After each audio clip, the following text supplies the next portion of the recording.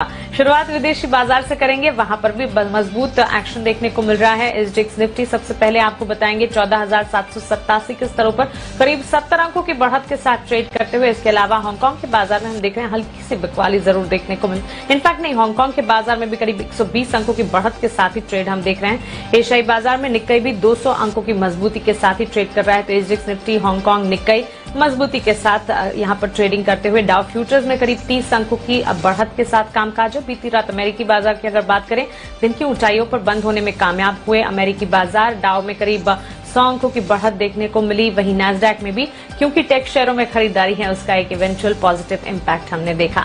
तो विदेशी बाजार के संकेत on the face of it मजबूत लग रहे हैं, लेकिन इसके पीछे की वजह क्या है, कौन से ऐसे ट्रिगर्स हैं जिसने यहां पर बढ़त कायम रखी, ये सब कुछ विस्तार से जानते हैं दीपांशु भंडारी से। Deepanshu, good morning. बताएं ग्लोबल मार्केट सेटअप आज कैसा है?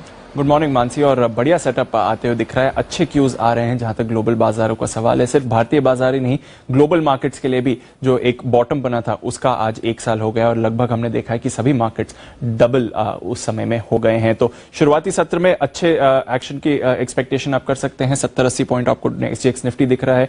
डाउ फ्यूचर्स, एशिया के बाजार, वहां से भी ठीक ठाक क्यूज आते हुए दिख रहे हैं। कल शाम अगर आप अमेरिकी बाजारों के एक्शन की बात करें तो टेक्नोलॉजी शेयर्स के दम पर हमने अमेरिकी बाजारों में बढ़िया एक्शन बनते हुए देखा। डाउ तो 100 अंक बढ़कर बंद हुआ, पर नैस्डैक पर 1.25% की तेजी आती हुई दिखी और सभी दिग्गज आईटी स्टॉक्स ने पार्टिसिपेट करा, जिसकी वजह से एक्शन आपको बना। चुनिंदा बैंक शेयर्स में सुस्ती जरूर रही। जो अमेरिका की 10 साल की बॉन्ड यील्ड है वो थोड़ी और कूल ऑफ हुई। हमको मालूम है कि फ्राइडे को 1.75 तक पहुंच गई थी, वहां से अब फिसलकर 1.68 पर है। तो बॉन्ड यील्ड के कूल ऑफ होने से भी टेक्नोलॉजी शेयर्स में थोड़ा एक्शन बनते हुए दिखा। साथ ही इन्फ्लेशन से जुड़ी चिंताएं भी थोड़ी इस समय कम हो रही हैं, जिसकी वजह से बाजारों को सहारा मिलते हुए दिख रहा है। आज और कल यूएस फाइनेंशियल सर्विसेज कमेटी के सामने जैनेट येलन और जेरोम पावेल दोनों ही गवाही देंगे और वहां पर सबकी नजर बनी हुई है। उससे पहले पॉजिटिव क्यूज ही आते हुए। यूरोप की बात करें तो यहां पर मिला जुला एक्शन रहा। आधे % ऊपर या फिर ½ % नीचे ही यूरोप के बाजार बंद हुए।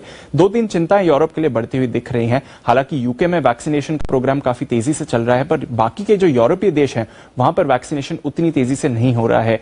इसके साथ ही कोरोना की तीसरी लहर का यूरोप में इस समय डर है और कई सारे देशों में including France and Germany restrictions को बढ़ा दिया गया है, जिसकी वजह से थोड़े चिंता का विषय है। पर एक नया चिंता का विषय जो यूरोप के लिए आते हुए दिख रहा है वो है टर्की, जहां पर जो उनके सेंट्रल बैंक के चीफ हैं उनको उनके पोस्ट से निकाल दिया गया है। इसकी वजह से टर्की की करेंसी लीरा और उनके बॉन्ड मार्केट्स में काफी तेज उतार चढ़ाव होते हुए दिखा है और काफी सारे बड़े यूरोप के जो बैंक्स हैं उनका एक्सपोजर है टर्की में, टर्की की करेंसी में, टर्की के बॉन्ड एसेट्स में, तो वहां से चिंता थोड़ी बढ़ती हुई दिख रही है। कच्चे तेल की बात करें तो एक सीमित दायरे में ही रहा, 64 के करीब ब्रेंट कायम है। वहीं अगर आप सोना और डॉलर की भी बात करें तो कल थोड़ा रेंज बाउंड ही एक्शन आपको आते हुए दिखा है।